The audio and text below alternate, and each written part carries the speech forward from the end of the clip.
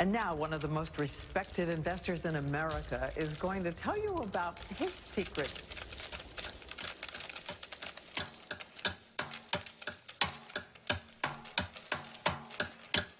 Warren Buffett. It's the sound of money. $9.2 billion. Buffett, the second richest man in America. He's estimated to be worth about $62 billion. It makes him the richest man in the world. You know, Buffett is not exactly what you might expect. Even though he's in the money business, he doesn't even own a calculator or a computer. He takes the long view, and it's made him billions, many billions. Maybe you can beat the House, but I don't think you can beat Warren Buffett. Buffett filed his first tax return at 13 years old. But he's no average billionaire, Tom. No, he certainly isn't, Matt. He's a $44 billion average Joe. Warren Buffett has an approach that doesn't make him very popular with his fellow billionaires. Warren Buffett, the boy from Nebraska who grew up to become the Wizard of Omaha. What was it about him that allowed him to become the richest man in the world? How did he do it?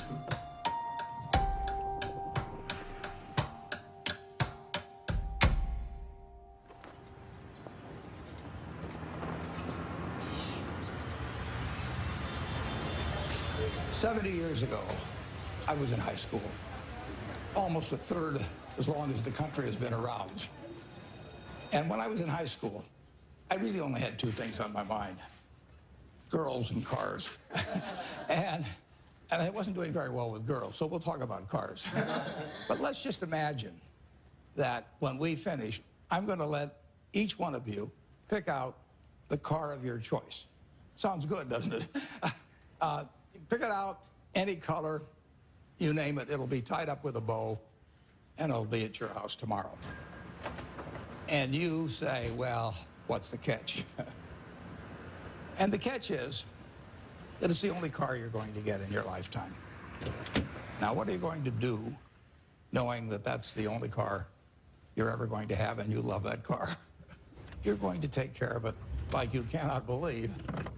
Now, what I'd like to suggest, you're not going to get only one car in your lifetime, but you're going to get one body and one mind, and that's all you're going to get. And that body and mind feels terrific now, but it has to last you a lifetime. I'm on the way to the office. It's all of a 5-minute drive. I've been doing it for 54 years. One of the good things about this 5-minute drive is that on the way there's a McDonald's, so I'll pick up something.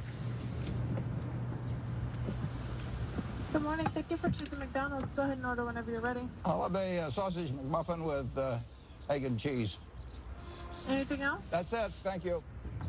And I tell my wife, as I shave in the morning, I say either 261, 295, or 317. And she puts that amount in a little cup by me here, and that determines which of 3 breakfasts I get. Okay, 295. There's the two. How you doing, sir? Hey, great. You're on candid camera. I see. Hello, everybody. When I'm not feeling quite so prosperous, I might go with the 261, which is 2 sausage patties, and then I put them together and pour myself a Coke. Hi, how are you? 317 is a bacon, egg, and cheese biscuit, but the market's down this morning, so I think I'll pass up the 317 and go with the 295.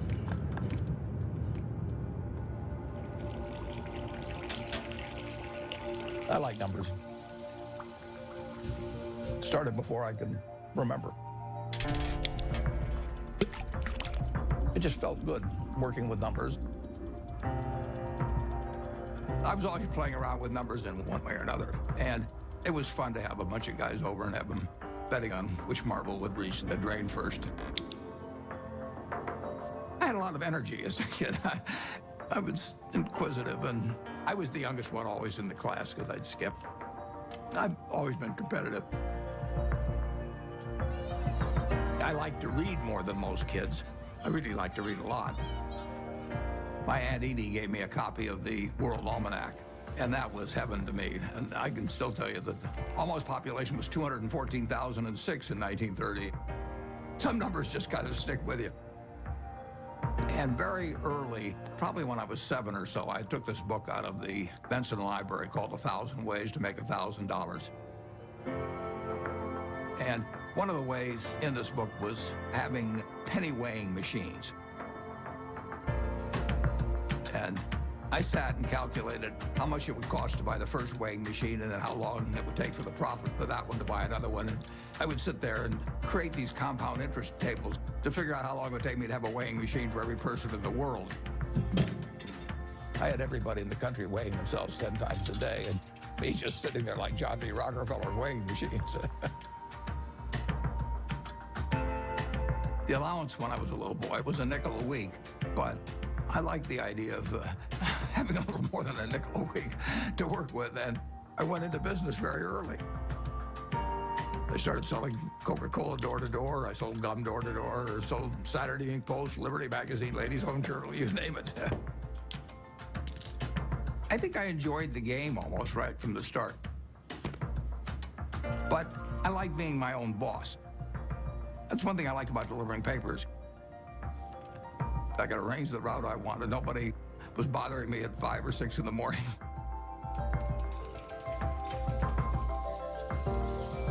I was delivering 500 papers a day, and I made a penny a paper, but in terms of compounding, that penny turned into something else.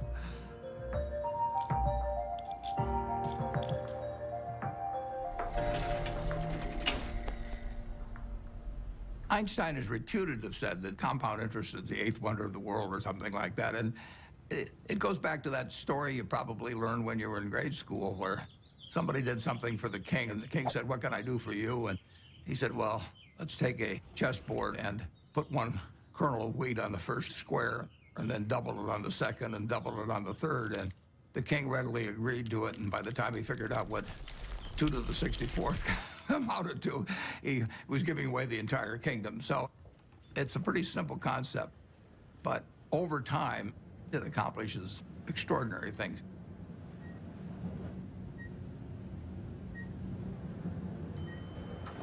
Berkshire is an amazing company. It's 4th largest company in the Fortune 500.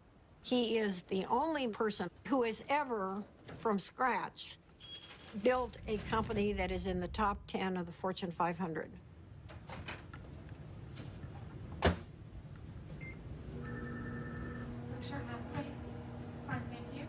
Well, Berkshire is a holding company of sorts.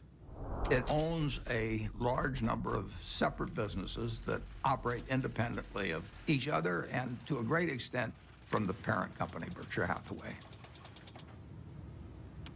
What gold's been red hot? My favorite green gold. So strong. All right. Well, we're going to get more from you in a second. We have maybe 70, maybe 80 businesses, and we ask them to behave in a way that doesn't hurt our reputation at Berkshire Hathaway, but they run their own lives. Other people do most of the decorating of the office, so various things come in. Originally, when I moved in 1962, you can see this. I went down to the South Omaha Library, and I think for $1, I got 7 copies of old New York Times from big times like the Panic of 1907. This is one, 1929, obviously.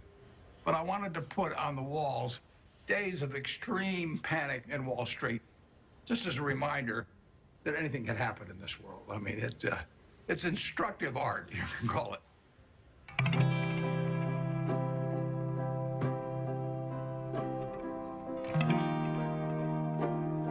I was born in 1930 here in Omaha, Nebraska, during the stock market crash. Well, my dad lost his job in 1931, a year after I was born. He was a stock salesman, and he had what little savings he had in the bank, and so he started his own company. He worked right through the Depression.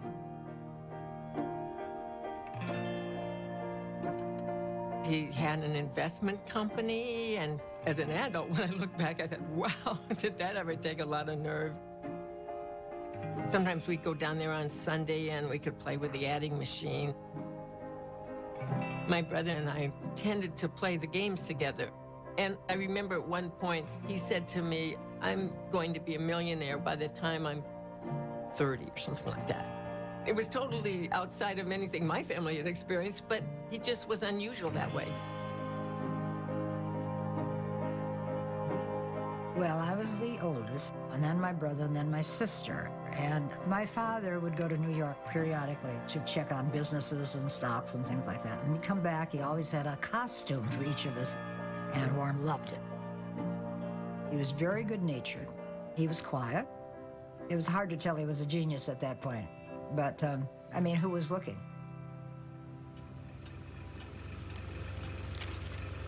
The first books I read on investment were actually in my dad's office. Pretty soon I read all the books in the office and read some of them more than once.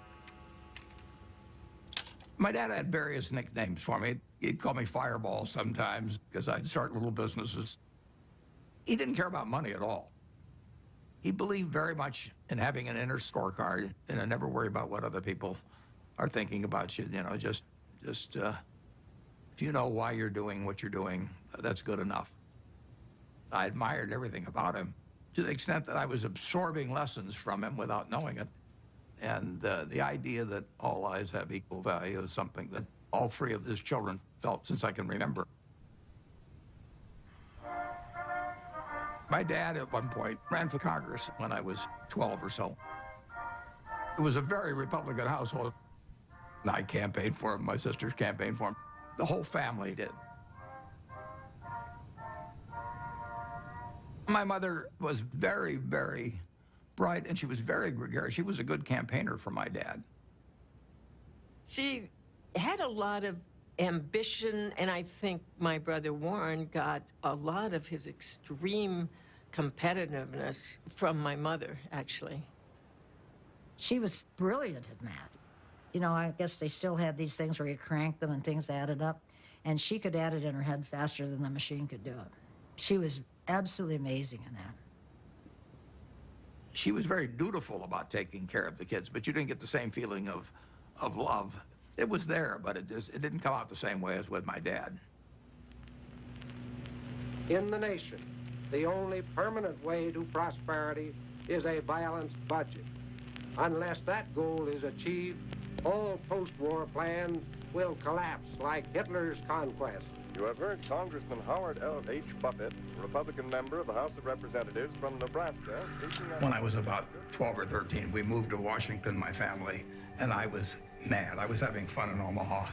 I lost all my friends, and now I moved to a town where they were all strange. So I was very, very unhappy. At school, I just lost interest. I took pleasure in tormenting my teachers.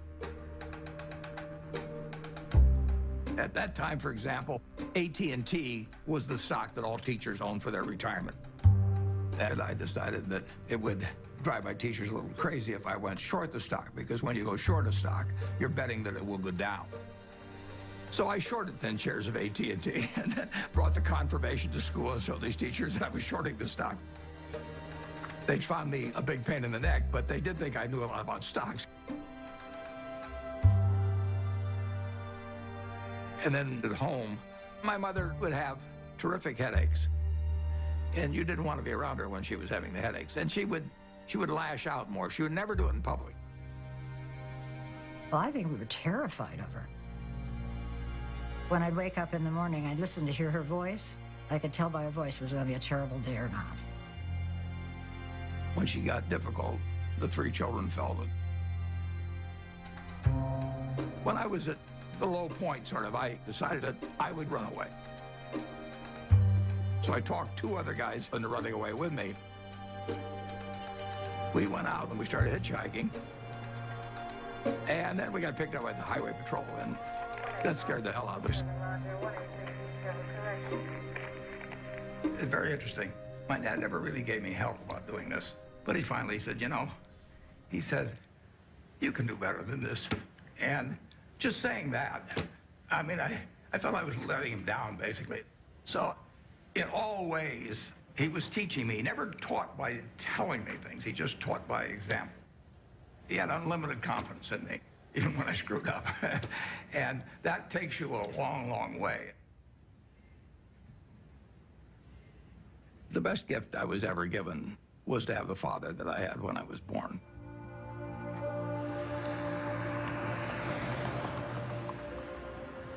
I didn't want to go to college. I was 16 when I got out of high school, and I was buying stocks. I mean, I actually was having a pretty good time, and I didn't see that there really was much to be gained by going to college, but my dad kind of jollied me into it. He had a roommate who was a friend of mine, and the roommate said it just drove him crazy because he studied all the time, and Warren would come in like 15 minutes before the exam and just ace his way through it. I finished in 3 years because I had enough credits, and I was in a hurry. I wanted to get out. When I got out of the University of Nebraska, I applied to Harvard Business School. They told me I was to get interviewed in a place near Chicago. I got there, and he interviewed me for about 10 minutes. And he said, forget it. You're not going to Harvard. And so now I'm thinking, what do I tell my dad? You know, this is terrible. And it turned out to be the best thing ever happened to me. Later that summer, I was looking through a catalog. And in the catalog, it had these names of people that were teaching. And one was Graham and another was Dodd. I had read this book by the two of them. So I wrote him a letter in mid-August. And I said, dear Professor Dodd, I said, I thought you guys were dead. But now that I found out that you're alive and teaching at Columbia, I would really like to come. And he admitted me. So, you know, that it just shows you never can tell.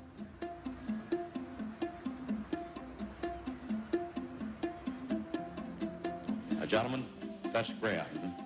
Ben was this incredible teacher. I mean, he was a natural, and he drew us all in.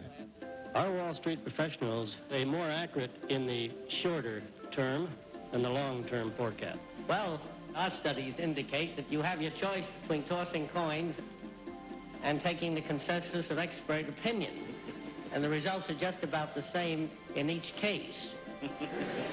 It was like learning baseball from a fellow who was batting 400. It really shaped my professional life. There are two rules of investing, according to Warren, and he learned this from Ben Graham. Rule number 1, never lose money. Rule number 2, never forget rule number 1. Ben Graham basically coined the term value investing. He believed in careful scrutiny of a company's financial statements, and that if you bought value, it would eventually prove out.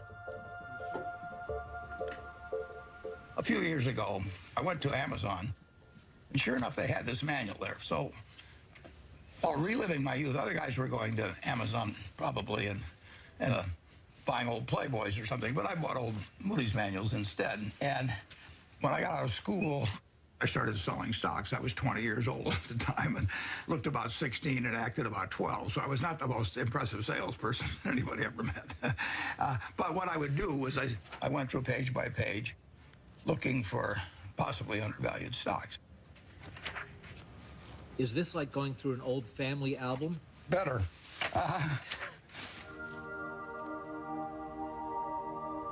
When I got out of business school at Columbia, I developed pretty decent skills in terms of business, but I hadn't really come to terms with the world exactly. What were you like around girls back then? Bad. I was sort of out of the swing of things there for a while. I went to my 60th reunion. There's a girl there. I took her out one time to the Uptown Theater in Washington, and I asked her whether she remembered what movie we saw, and she said, no, I don't remember that. And then she said, but I do remember one thing. And like an idiot, I said, what was that? And she said, well, you picked me up in a hearse. And it was true that I owned a half interest in a hearse while I was in high school, which was not the smoothest thing, or coolest, as I would say now, the thing that you could do on a date. There were two turning points in my life. Once when I came out of the womb, and once when I met Susie, basically. She was the girl, yeah. But it took her a little longer to figure out I was the boy. I was going to be his youngest sister's roommate at Northwestern. So I walked into their house, and he was sitting in this chair, and he made some sarcastic quip. So I made one back. I thought, who is this jerk? And that's how we met, yes. Listen, Warren is smarter than you even know. His brain is going all the time.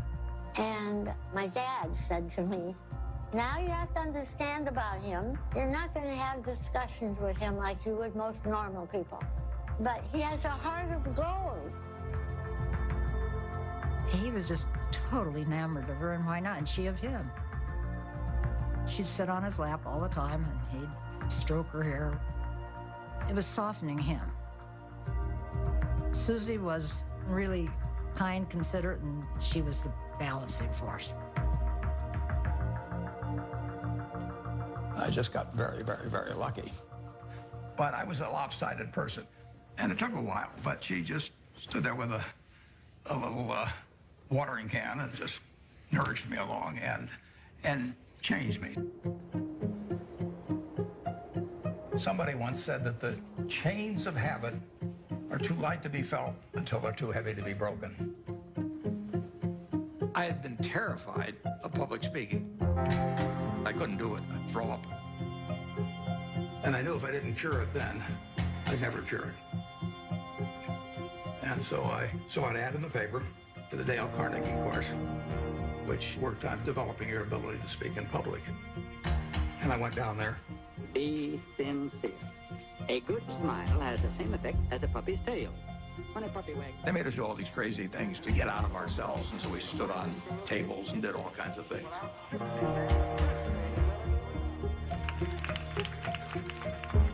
If I hadn't have done that, my whole life would have been different. So in my office, you will not see the degree I got from the University of Nebraska. You'll not see the master's degree I got from Columbia University, but you'll see the little award certificate I got from the Dale Carnegie course. As a matter of fact, every week, the instructor would give a pencil to whoever had done the most with what we'd learned the week before. And so in the fourth or fifth week, I proposed to her mother, and she said yes. And so that week, I won the pencil, and I also got engaged. I mean, it was an incredible week. The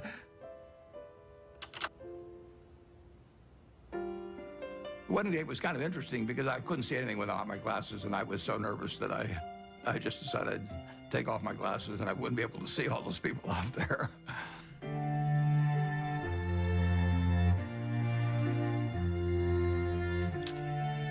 She was 19 when we got married, and I was 21.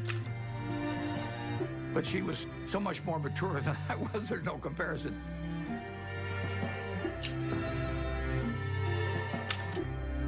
She was a better person than I was. But when you get married, it's not a question of saying, I'm going to put a 14% factor in for humor and 17% for intellect and 22% for looks. It doesn't work that way. I knew it was the right decision, and it was.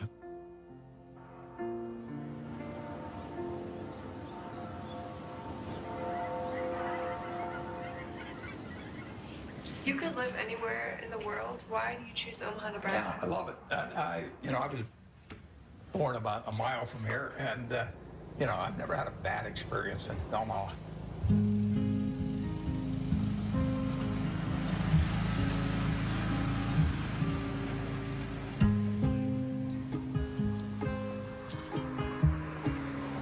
Omaha and Nebraska are home to me. Everything about it seems like home. It's a pace, it's relationships. There's a lot of continuity, there's a lot of community, there's a lot of friendship.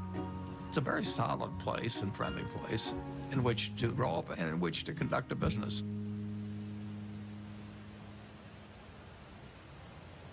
When I came back to Omaha in early 1956, I had no idea what I was going to do. But a few months after I came back, some members of the family said, what should we do with our money? And I said, well, I'm not going back in the business of selling stocks, but if you would like to join me in a partnership, I said, I'll be glad to do it. So within a couple of months after coming back, I set up the first partnership.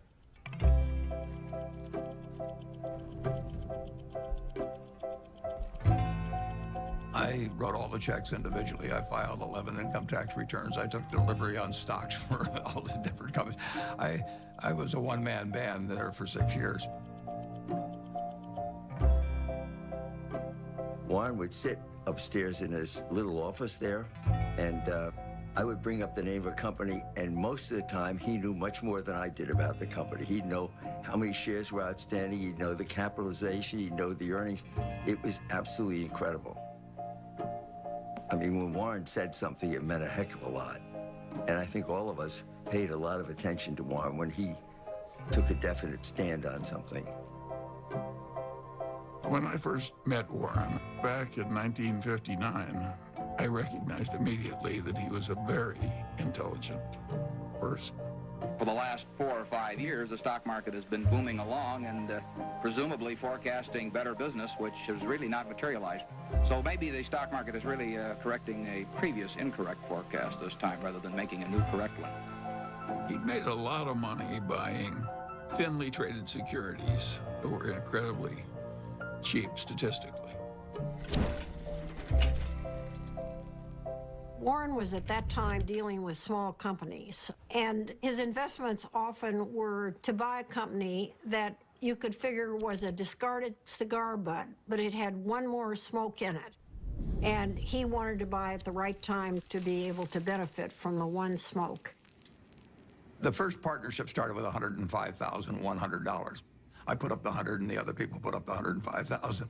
And then at the start of 1962, I moved to Kiewit Plaza. And by the time I moved to Kiewit Plaza, we had $7 million invested, and a fair amount was profits.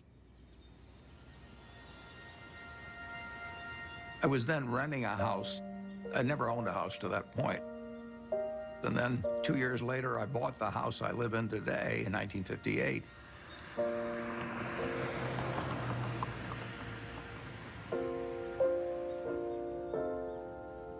We had 3 children, Susie and I. And we had them young, incidentally, which was, I think, a very good thing.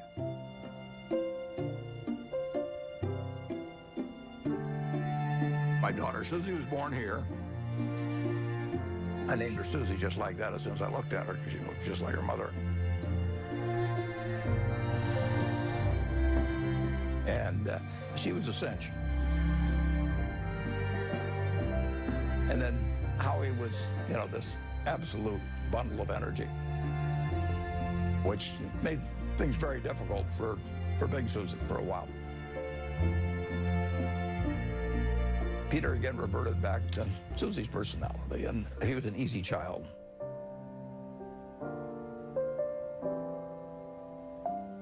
Well, you know, I would describe my childhood as normal, but who knows what normal is. People often think, you know, well, Warren Buffett was this famous rich guy. He was not famous and he wasn't rich when we were growing up. What I saw first and foremost, day in and day out, was consistency. Every day we'd hear the garage door close in the house, and then like clockwork, my dad would come in the door, I'm home, and we'd all eat dinner together, which I think surprises a lot of people. My dad used to rock me to sleep at night and sing Over the Rainbow. So I have this insanely sentimental attachment to that song. I've always had a really close relationship with him.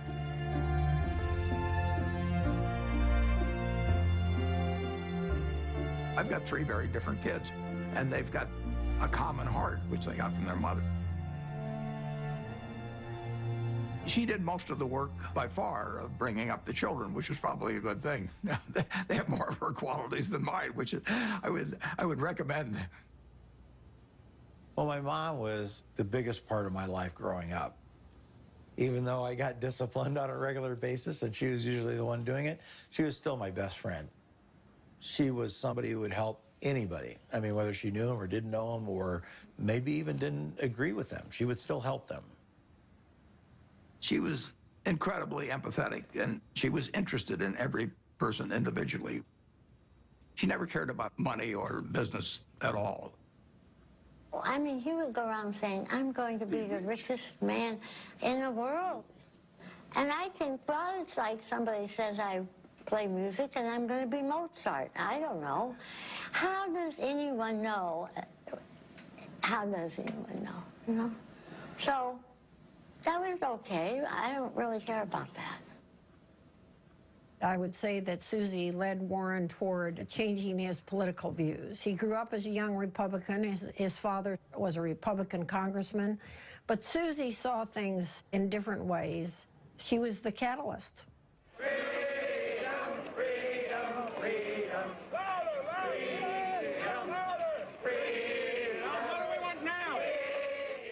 When the children were growing up, I was very involved in civil rights. I was immersed in it, and I think that's what made Warren a Democrat.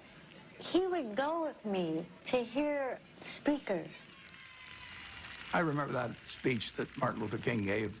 That was one of the most inspiring speeches I've ever heard. I come to say to you this Took me right out of my seat. My wife was with me, and we both had the same experience. It was interesting. In that speech, he talked about truth forever on the scaffold, wrong forever on the throne, but that scaffold sways the future. Well, he was going to be dead in 6 months, but that scaffold did sway the future. My wife was more active than I was, but I was 100% with her mentally. I was just working a little more on my own investments. But it did make a difference what we were going to do with the money after we made it. I thought I would pile it up over the years, then she would unpile it in terms of running one very large foundation. And I was particularly good at compounding money, and therefore society would benefit by waiting. I was genetically blessed with a certain wiring that's very useful in a highly developed market system where there's lots of chips on the table, and you know, I happen to be good at that game. Ted Williams wrote a book called The Science of Hitting, and in it he had a picture of himself at bat and the strike zone broken into, I think, 77 squares. And he said if he waited for the pitch that was really in his sweet spot, he would bat 400, and if he had to swing at something on the lower corner, he would probably bat 235. And in investing, I'm in a no-called strike business, which is the best business you can be in. I can look at 1,000 different companies, and I don't have to be right on every one of them, or even 50 of them. So I can pick the ball I want to hit. And the trick in investing is just to sit there and watch pitch after pitch go by and wait for the one right in your sweet spot. And if people are yelling, swing you bum, ignore them. There's a temptation for people to act far too frequently in stocks simply because they're so liquid. Over the years, you develop a lot of filters. And I do know what I call my circle of competence. So I stay within that circle, and I don't worry about things that are outside that circle. Defining what your game is, where you're going to have an edge, is enormously important.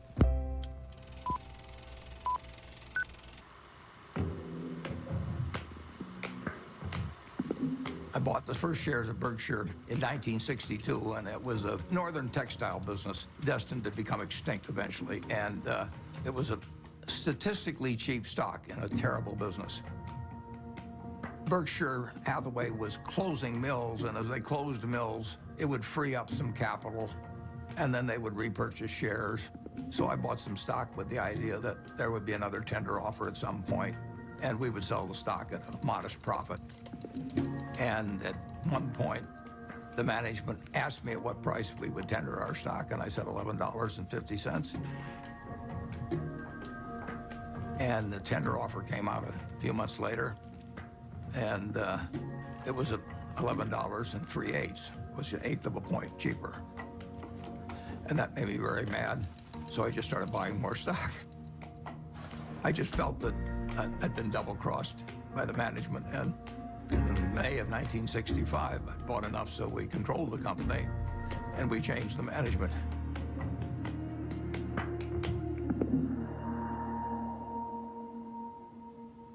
That was a pretty silly way to behave, as Warren has recounted in retrospect. One of the reasons Warren's successful is he's brutal in appraising his own past. He wants to identify misthinkings and avoid them in the future. But it was an accident that he chose Berkshire Hathaway. If the chairman hadn't tried to cheat him out of an eighth, there wouldn't have been any Buffett-Berkshire Hathaway history. If you're emotional about investment, you're not going to do well. You may have all these feelings about the stock. The stock has no feelings about you. Looking back, it's interesting, that tender offer, I didn't realize it, but it happened about 5 days after my dad had died. And whether that had affected me or not, I don't know. Do you remember your last conversation with your father? Yeah, but I don't want to talk about it.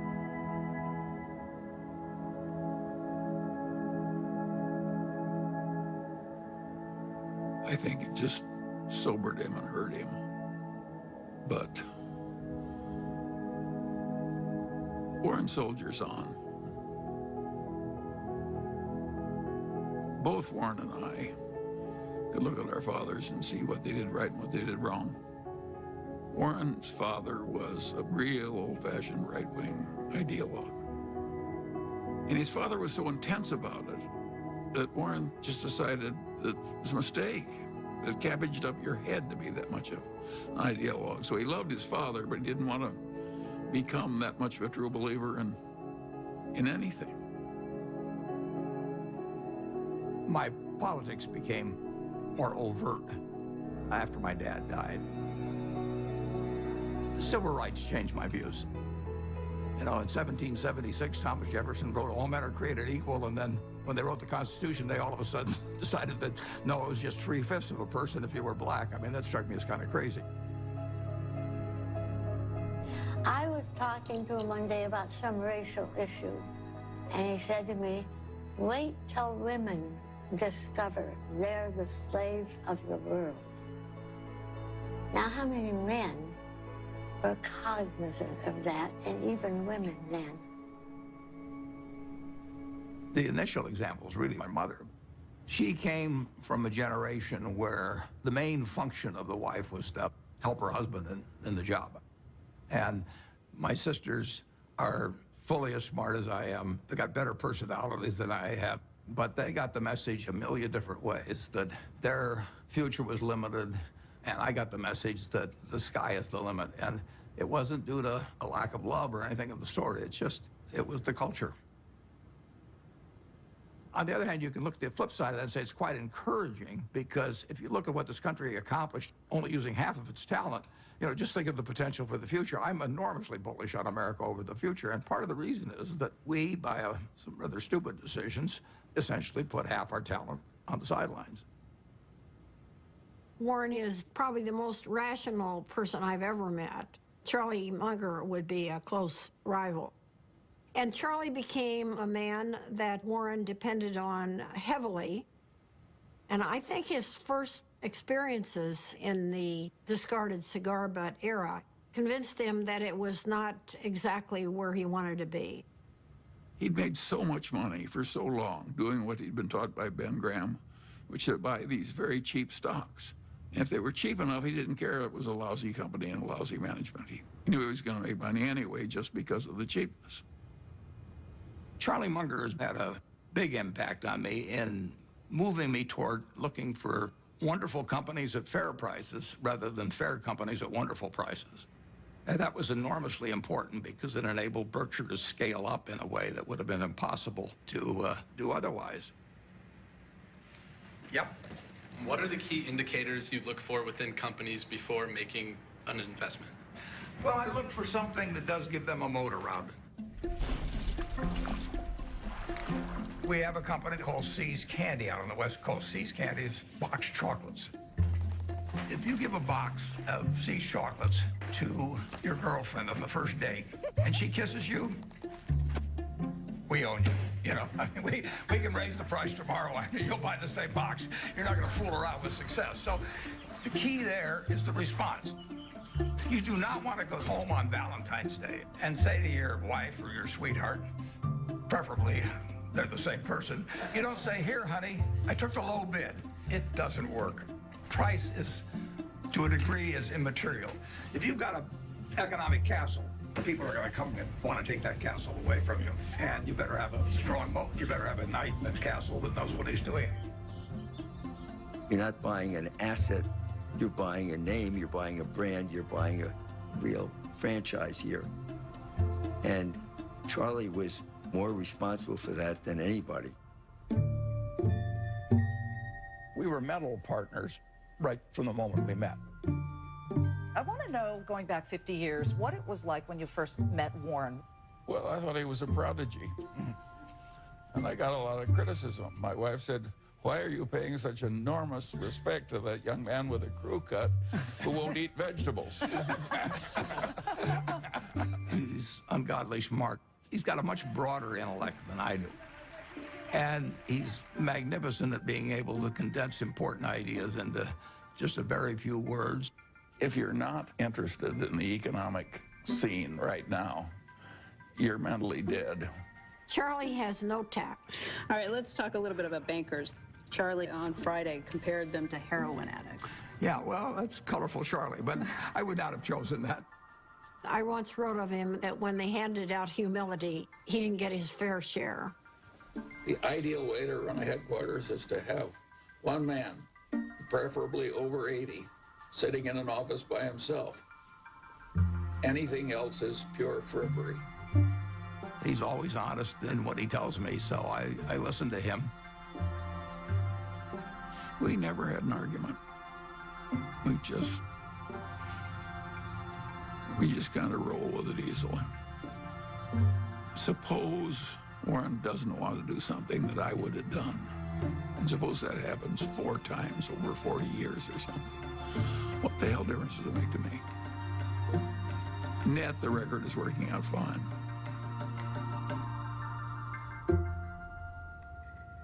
Both of us know that we've done better by having ethics. Warren's not interested in making money by cheating people. Warren's opinions of Wall Street investment bankers would not endear him to their mothers. He feels that they're, for the most part, not out for their clients. They're out for their own business interests. In the late 1960s, there were just a flood of accounting shenanigans and mergers built upon false accounting and misleading people. It was a time when a lot of charlatans were prevailing in Wall Street and were being applauded by Wall Street. And I understood what the game was about, but I didn't want to play in it. So I closed down the partnership at the end of 1969, and I took on the title of chairman for Berkshire Hathaway. Well, I think the modern Berkshire is pretty much all a reflection of Warren. I have constructed a business that fits me. It's kind of crazy to spend your life painting if you're painting a subject you don't want to look at. I've gotten to paint my own painting in business on an unlimited canvas, in a way. It's a different sort of place. I work with a great group of people that make my life very easy and that take good care of me. We have 25 people in the office, and if you go back, it's the exact same 25, the exact same ones. We don't have any committees at Berkshire. We don't have a public relations department. We don't have investor relations. We don't have a general counsel. We don't have a human relations department. We just don't go for anything that people do just as a matter of form. It's exactly the life I like. And it's not work to me. It's just a form of play, basically.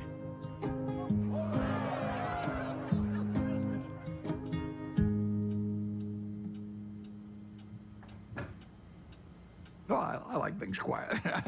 I shut the door, actually, at the office because I don't want to hear anybody talking outside.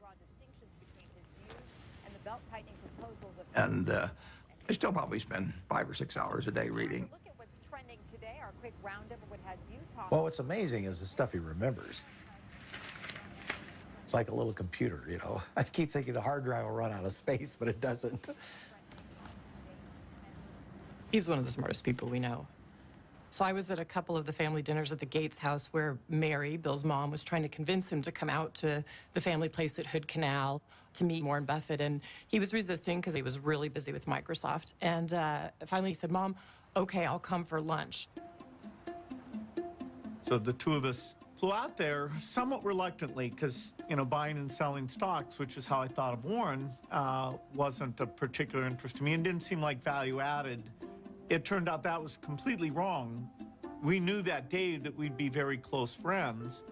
In fact, we just couldn't get enough of each other. Shortly after I met Bill Gates, Bill's dad asked each of us to write down on a piece of paper one word that would best describe what had helped us the most. Bill and I, without any collaboration at all, each wrote the word focus. Well, focus has always been a strong part of my personality. If I get interested in something, I get really interested. If I get interested in a new subject, I want to read about it, I want to talk about it, and I want to meet people that are involved in it. We both love to work hard. You know, neither of us like frivolous things. You know, he doesn't know much about cooking or art or a huge range of things. I can't tell you the color of the walls in my bedroom or my living room. I don't have a mind that relates to the physical universe well. Warren checking the Dow. But the business universe, I think I understand reasonably well. Warren's ability to size up people and businesses, it's a pretty magical thing. He is the best at that of anybody we know. We should all try to be 20% as good at that. I like to sit and think. And I spent a lot of time doing that, and sometimes it's pretty unproductive, but I find it enjoyable to think about, particularly about business or investment problems. They're easy. It's the human problems that are the tough ones. Sometimes there aren't any good answers with human problems. There's almost always a good answer with money.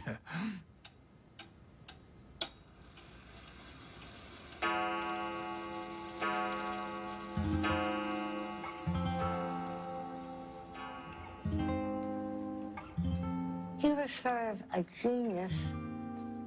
I think sometimes geniuses are by default lonely and isolated.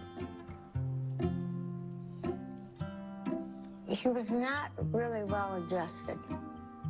He was just this funny, humorous guy who maybe had a moat around him because he was afraid and he didn't know anyone that he wanted to let in. And to this day, I don't know, well, nobody knows him like I do, and probably any wife would say that. But,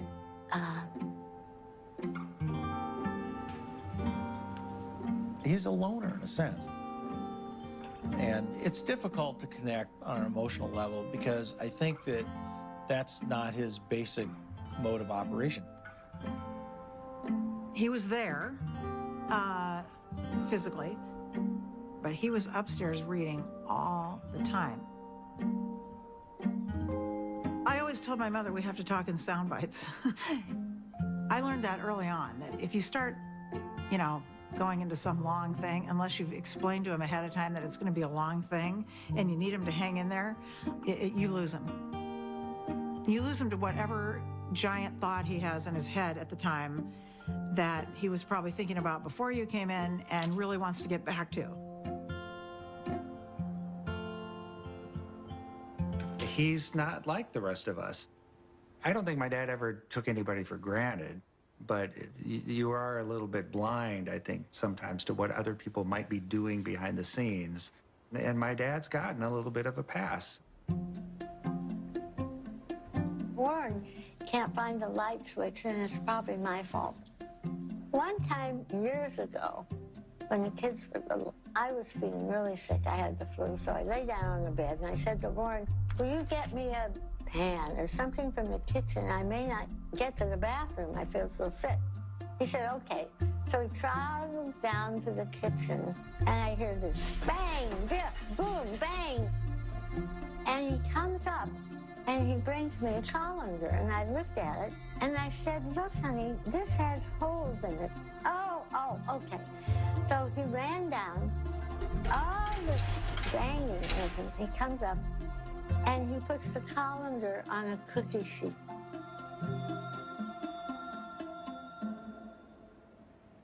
Physical proximity to Warren doesn't always mean that he's there with you. He's so cerebral, you see. And that's why I learned to have my own life. We were two parallel lines, but very connected when he was open to connecting. I did make a joke at one point. I said, you know, we could make a tape of Mom yelling, you know, bye, Warren, I'll be back later, and then have the door slam, and you would just think she was here. I don't think he knew what she was doing most of the time. Once Howie and I were both gone, as we've gotten older, she started to see the writing on the wall here and, you know, just started trying to figure out how she could at least have some more, she called it, you know, a room of her own.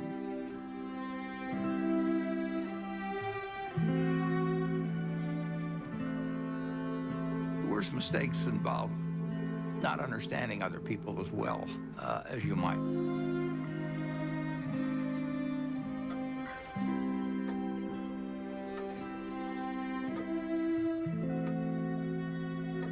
Well, she left Omaha in 1977, and there really isn't much to say about that.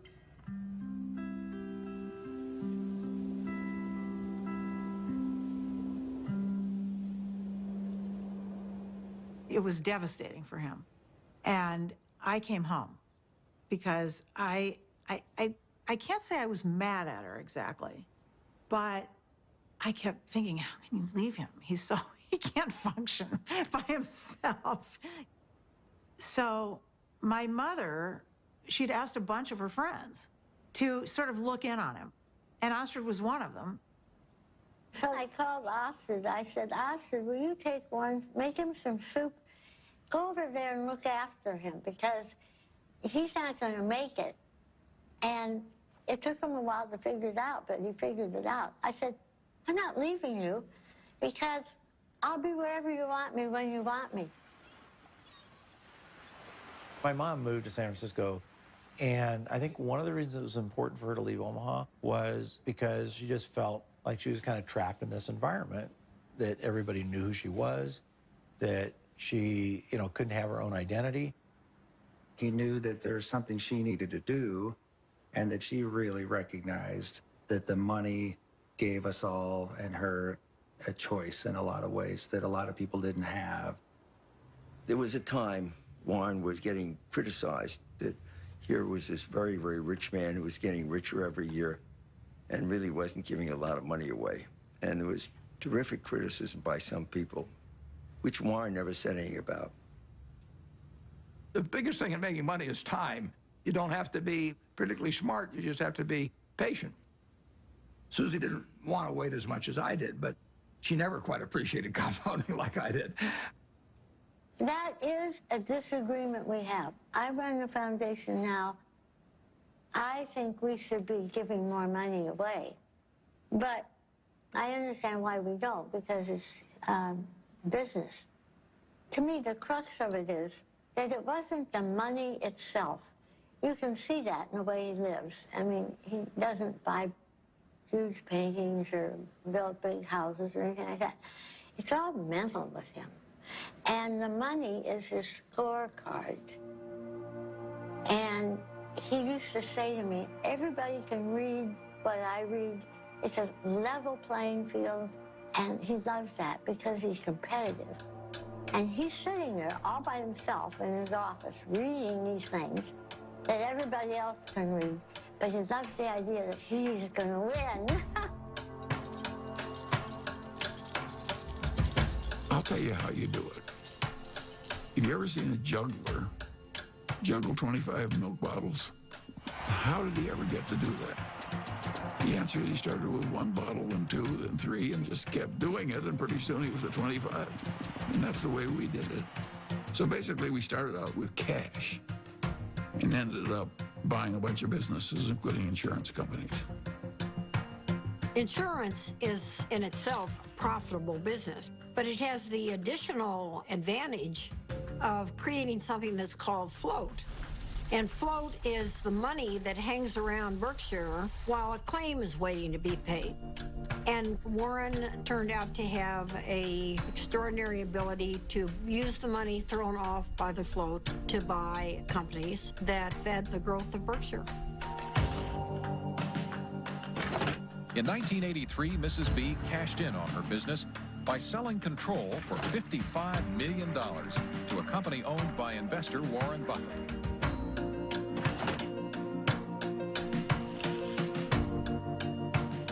Warren was quite an expert about newspapers. He got interested in the Post because he recognized it as a greatly undervalued company. He had to write me a letter. Dear Mrs. Graham, I've just bought 5% of your company, and I mean you no harm. And I think it's a great company. I know it's Graham-owned and Graham-run, and that's fine with me. And I thought, whoa, this guy's really terrific. He used to come to board meetings with about 20 annual reports. And he would take me through these annual reports. I mean, it was like going to business school with Warren Buffett. Kay Graham did introduce Warren to the world of Washington, entirely different group than he had ever dealt with before. It was clear that working with Kay gave him a different kind of confidence, and he was the star. Everyone wants to hear what Warren Buffett has to say. The Oracle of Omaha, building his image and having some fun. Berkshire shares have increased more than 2,000% in value, one of the largest market capitalizations in the world, and it could grow a lot larger since Warren Buffett shows no sign of slowing down. So how did he do it? By investing in what he knows and understands. Good old-fashioned American brands like Coca-Cola, Fruit of the Loom, and Dairy Queen. What inspired you? This inspired me. Find what you like. Is that what Yeah, absolutely. Today, the Coca-Cola Company will sell almost 2 billion 8-ounce servings of one form or another of Coca-Cola products. Now, if you get an extra penny a day, a penny a serving, that's $20 million a day. That's $7.3 billion a year from 1 penny more. When you own Coca-Cola, you own a little piece of the minds of billions and billions of people. That is really good. Who's got the most $100 bills these days? Well, his name is Warren Buffett in this country, and he has just displaced his friend Bill Gates as the richest businessman in the world.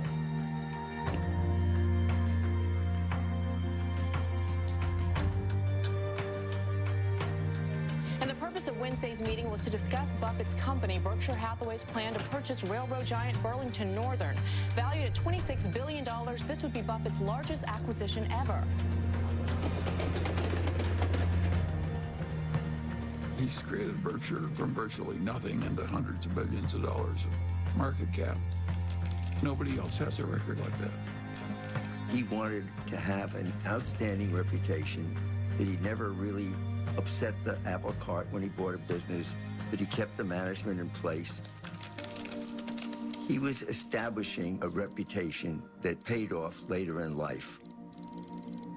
It's been building and building ever since I've known him. It takes 20 years to build a reputation, and it takes 5 minutes to lose it. When Warren made his investment in Salomon, I was one of the people, along with many, many others, who were quite amazed, because he had taken a very critical tone in talking about investment bankers and about their greed. And here he was investing in one, Salomon Brothers, that was known to be a member of the club. Warren and Charlie went on the board, and Charlie couldn't stand what was going on there and didn't like the culture at all. And shortly after they got involved, the thing exploded.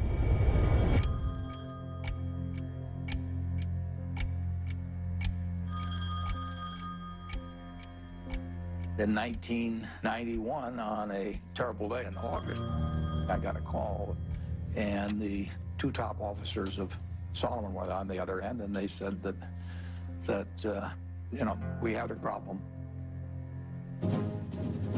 This is NBC Nightly News. Good evening. It is the kind of scandal that rocks Wall Street and raises questions about the integrity of our financial institutions. With the giant securities firm of Salomon Brothers under investigation for improper trading of Treasury bonds. Salomon admitted it exceeded the limit of trading in government bonds, once by buying bonds in the name of a customer who didn't even know about the deal. Salomon Brothers is under investigation by the Treasury Department, the Federal Reserve, the SEC, and the Justice Department. But more important than the fate of the firm itself is the impact their actions could have on the public trust and on the credibility of the American market worldwide.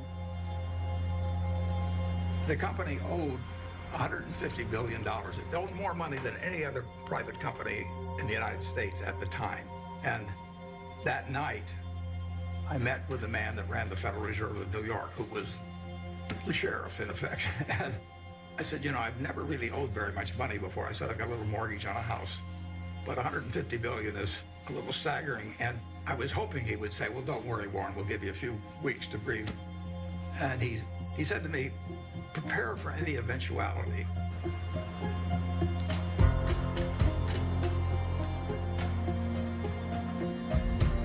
Earlier today, the U.S. Treasury Department announced that it had suspended Salomon Brothers from participating in the auction of new issues. It was one more jolt for a scandal-scarred Wall Street.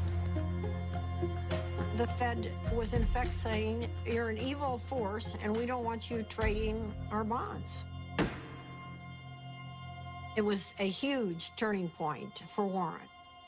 And he believed that at that particular point, his reputation was on the line.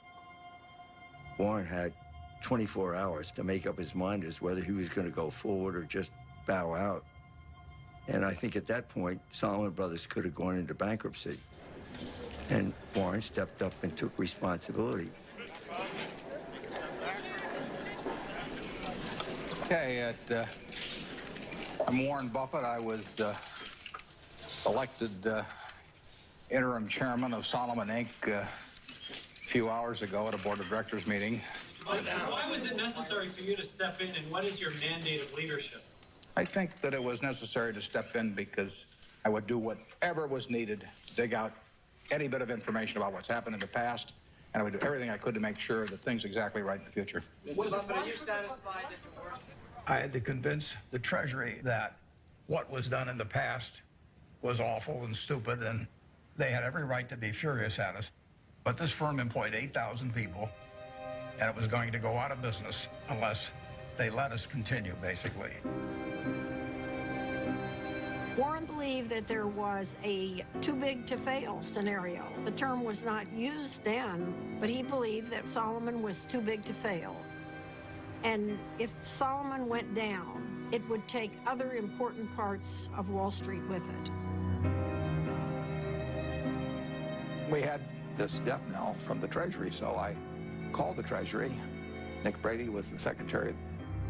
You know, I'm pleading for my life, and I'm sure my voice was cracking and everything else. I said, Nick, this is the most important day of my life. And that I really did feel that it was going to be a colossal disaster. He wasn't sure I was right at all. In fact, he probably thought I was wrong, but he knew that I felt what I was saying. So the Treasury modified its order, and in effect, of course, it was quite an endorsement. It was huge.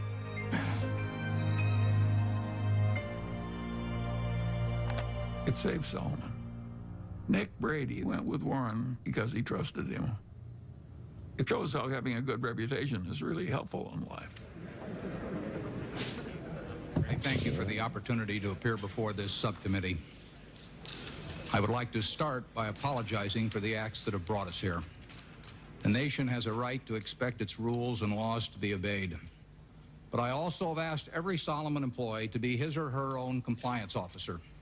After they first obey all rules, I then want employees to ask themselves whether they are willing to have any contemplated act appear the next day on the front page of their local paper to be read by their spouses, children, and friends. If they follow this test, they need not fear my other message to them. Lose money for the firm, and I will be understanding. Lose a shred of reputation for the firm, and I will be ruthless. I welcome your questions.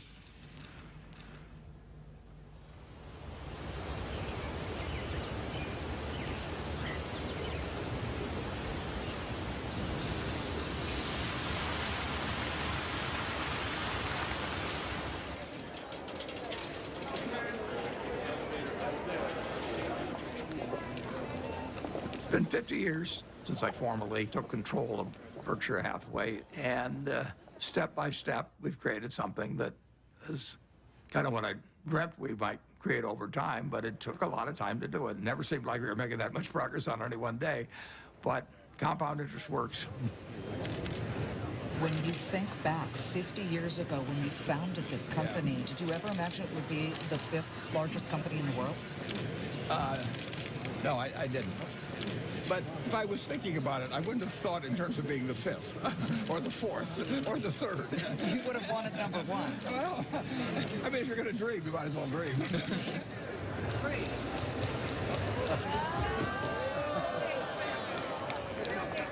Well, a Berkshire Hathaway shareholders meeting is partly a fun festival. It's sort of a Mardi Gras for people that come every year. It's a chance for us to have a lot of fun and meet the people that have entrusted us with their money.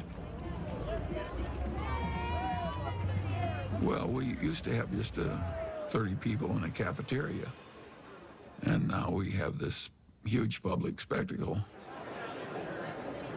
Celebration is part of making a group of people work well together. It's a celebration. We are glad you're here at our meeting. Be sure to check out our wares. We'll sell you C's candy and dilly bars and insurance for all of your cars, for it's buy all you see at the Berkshire Show.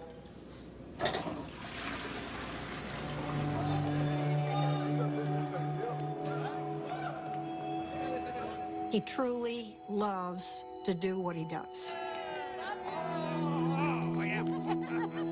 I think investors who own Berkshire Hathaway, they see themselves as a part of a community. There are more long-term holders of Berkshire than any company. People consider it a religion. They don't buy it with the idea they're going to sell it next week. I think most of them buy it with the intent of holding it for their lifetime, just like they'd buy a farm or buy an apartment house. At Berkshire, everybody gets the same information from the comprehensive annual report. We don't meet with the analysts. I'm not interested in what an analyst thinks about Berkshire. I'm interested in what the owners of Berkshire think about Berkshire. He came out of a private partnership where people he knew were trusting him. And he had his relatives in the partnership, and they were not rich. And as it got bigger, started treating everybody else the way he treated his relatives. In terms of our feeling toward the people who are shareholders, we regard them as our partners. They're not some faceless group of people, and that's why at the annual meeting, you know, I love seeing 40,000 of them. It gives real meaning to what we're doing every day. Let's try. If you knew Susie like I know Susie, We just have a lot of love and respect for each other, and that's never changed. I don't go to most things in Omaha because I think Astrid lives there with him, and that's for her to do.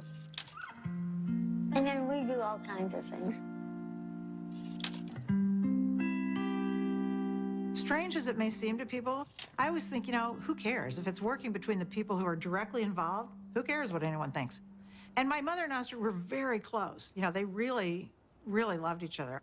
And I think that my mother was glad that she was there because she, you know, she loved my dad. She wanted him taken care of and happy, and there's no one better than Astrid. I mean, she loves my dad. She wouldn't care if he had 1 cent.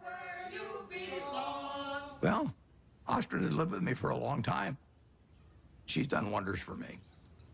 It worked well, but I don't think it'll work for lots of other people necessarily. Susie and I loved each other, and we admired each other, and we were totally in sync with what the other was doing, but we were two different individuals.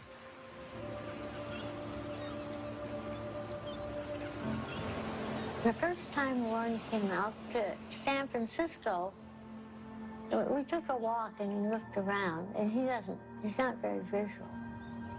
He was looking around and he said, this is your city.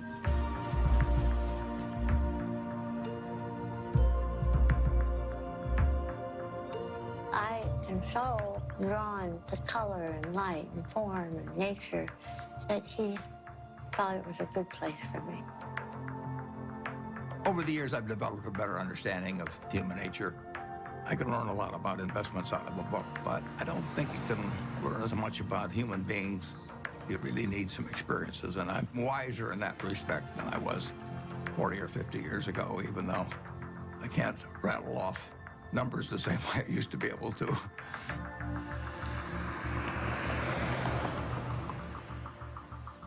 Well, I think that what we do reflects who we are. That's true for everybody in this room. And if you do the work I do, you meet the best human beings in the world. People who've made a choice not to make money, but to serve other human beings. I think it's the best kind of life anyone could have. I was with her in Arizona at this Fortune Most Powerful Women's Conference, and she told me that she'd had a biopsy the day before, and I didn't really think much of it. Then we got home, and the biopsy results were not good. It was stage 4 oral cancer.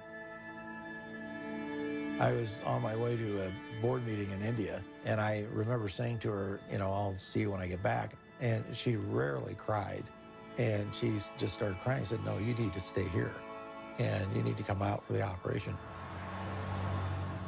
So we were all there, and the day she was going into the surgery that morning, my dad, it's funny, there's some of it he just can't, you know, he just can't.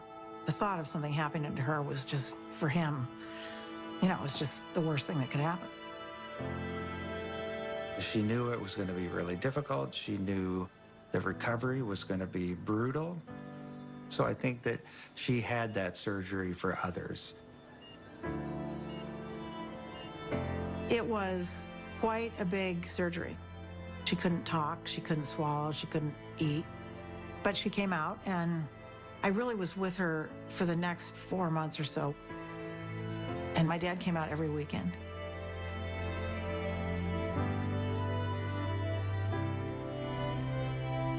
And in a few months, she was doing better.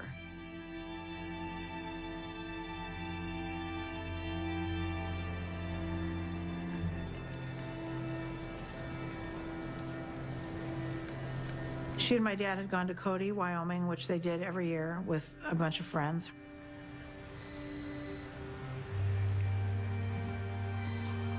And my dad called, this was, I don't know, 8 o'clock at night or something. And he said, something happened to Mom. I'm in an ambulance. You need to come.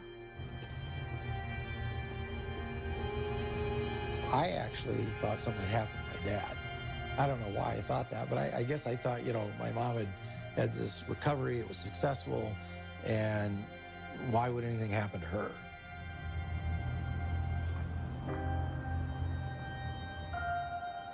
It was horrible. And a total shock. You know, she'd been fine.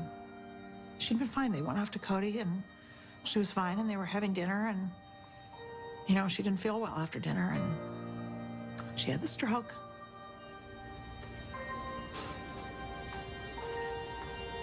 We went into the hospital room, and my dad was sitting there. He'd been sitting there all night, holding her hand. I was so proud of him, because when it came down to it, he knew what he was supposed to do, and he did it, which was nothing. So my dad went to sleep, and I sat with her, and I just kept putting my hand on her heart to see if she was breathing. And at one point, you know, I didn't feel anything. So I went out and I got the nurse. And I said, can you come in here? And she said, no, she's gone. So I have to say one of the worst moments of my life was waking my dad up to tell him that.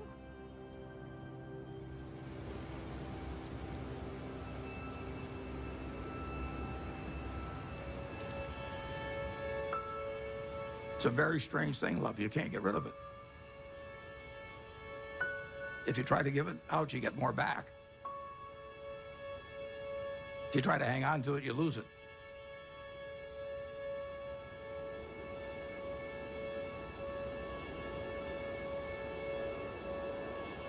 Susie really put me together. She believed in me. She put me together, and well, not only turned out to be the person I've turned out to be, but I actually wouldn't have been as successful in business without that. She made me more of a whole person.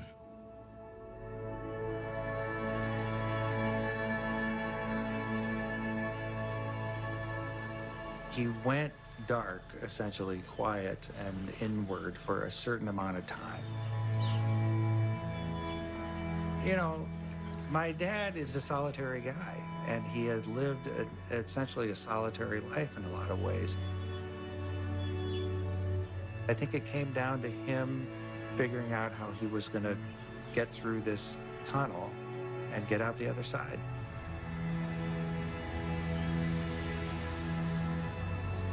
In my head at the time, I thought, God, I don't know if he'll ever get out of bed.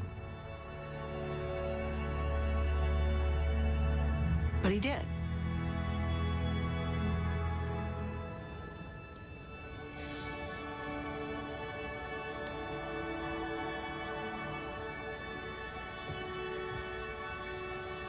Welcome. I'm Patty Stonecipher, the CEO of the Bill and Melinda Gates Foundation.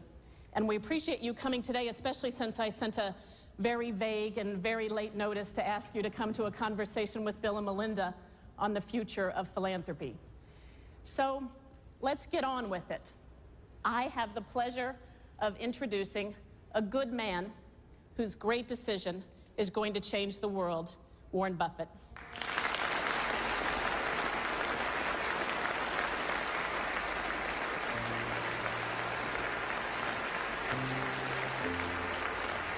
A remarkable decision tonight from one of the richest men in the world. Mega billionaire Warren Buffett says he is giving away most of his fortune to charity. Buffett has pledged to give away the bulk of his fortune to the Bill and Melinda Gates Foundation and giving more than 15% of his money to foundations started by his 3 children and his late wife, Susan. One global health activist called what Buffett did today one of the most remarkably selfless acts that history will ever record. That's a better hand than I get at a Berkshire Hathaway meeting. I'd like to thank you for coming. It's a great day for me. It's a great day for my family. My wife, Susie, and I had planned that whatever I made would go back to society. And originally, I thought she would outlive me and that she'd make the big decision on it. But since her death, I had to rethink the best way to get the money into society and have it used in the most effective way. And I had a solution staring me in the face. It was completely out of the blue. I mean, amazing. The largest single gift ever given was what he gave away that day. I'd like to ask the people representing those various foundations to come out. First 3 letters are easy to sign. I just signed Dad.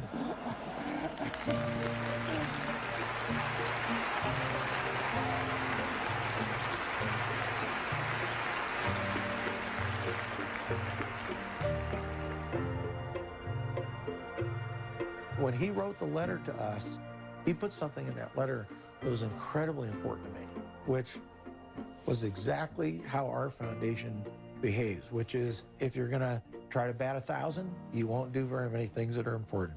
But if you're willing to basically strike out a few times, you can really change something big. ICCN! Well, I feel terrific about the fact that my 3 children each run a separate foundation that combines their special interests, whether it's early education or whether it's farming in areas where people's techniques for using small plots of land could use a lot of improvement. All kinds of ways, vaccines, you name it. More powerful than Buffett's gift is the message he's sending to other wealthy Americans, that those who have the least in this world should benefit from those who have the most.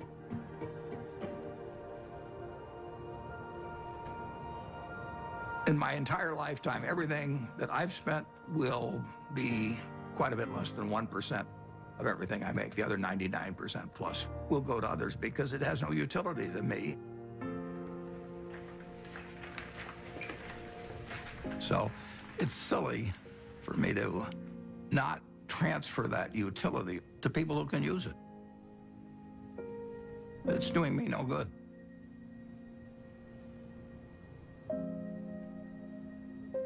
I am so proud of what we do. I almost cry at every board meeting because I just think she would be so proud. And that is my biggest job, in my opinion, is to make sure that every penny gets spent the way she would want it spent. Whoever you are in this life, you don't want to think you wasted a lot of your energy and love and time on something useless. I always thought I'd marry a minister, a doctor, or somebody out doing some valuable service to human beings. And the fact that I married somebody who makes just piles of money is really the antithesis of what I ever thought. But I know what he is, and he is, there's no finer human being than who he is.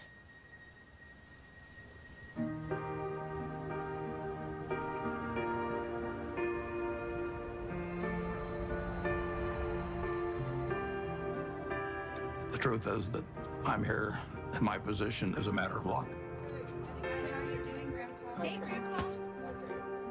When I was born in 1930, the odds were probably 40-1 against me being born in the United States.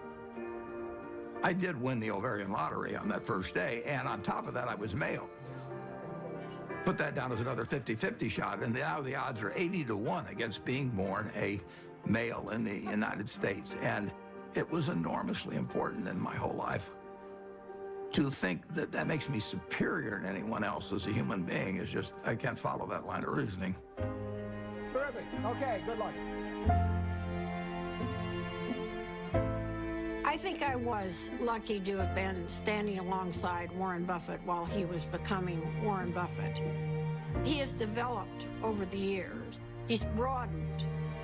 His values extend through all of his life.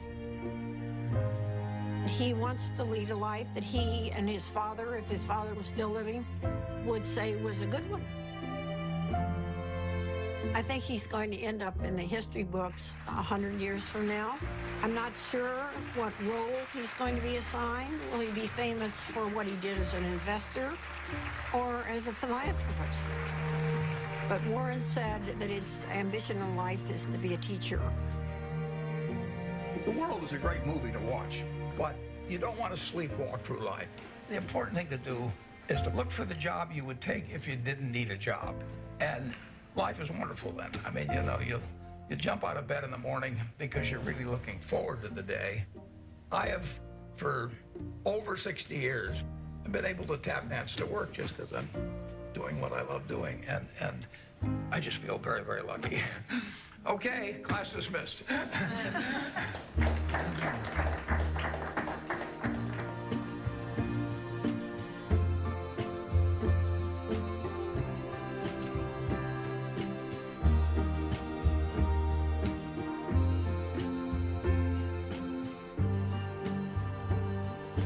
Hi. Do you fear death? No, I don't. I've had a terrific life. I feel, you know, it's going to happen. And I have no idea what happens after it. I'm an agnostic, so it may be terribly interesting. It may not be interesting at all. We'll find out. But physically, I'm pretty well depreciated. I'm getting down to salvage value.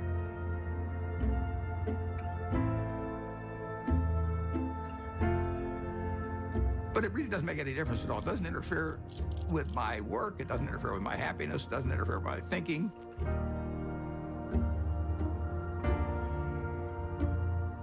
I don't feel any diminution in my enjoyment of life or enthusiasm for life at all. In fact, in a sense, the game that I'm in gets more interesting all the time. It's a competitive game, it's a big game, and I enjoyed the game a lot.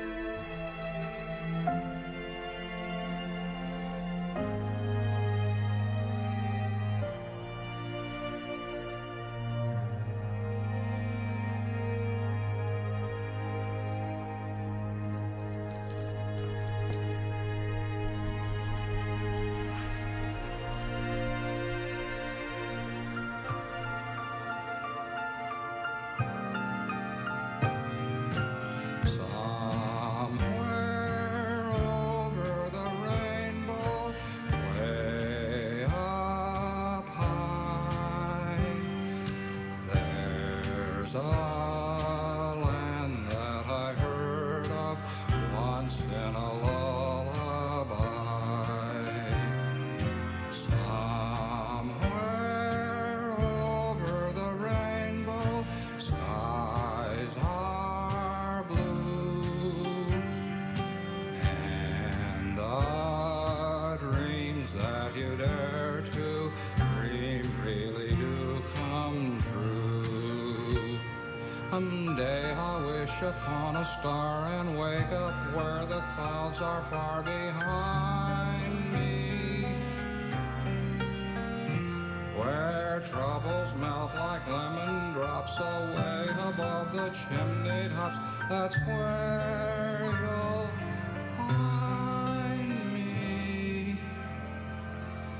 Somewhere over the rainbow, bluebirds fly. Birds fly over the rainbow. Why then, oh, why can't I?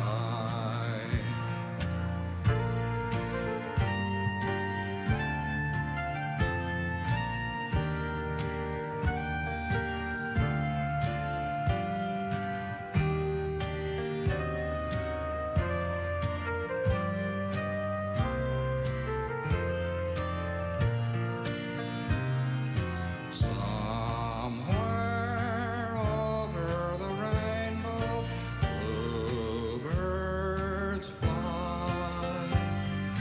Birds fly over the rainbow. Why then, oh, why can't I? If happy little bluebirds fly beyond the rainbow, why, oh, why can't I? Good night, Suze.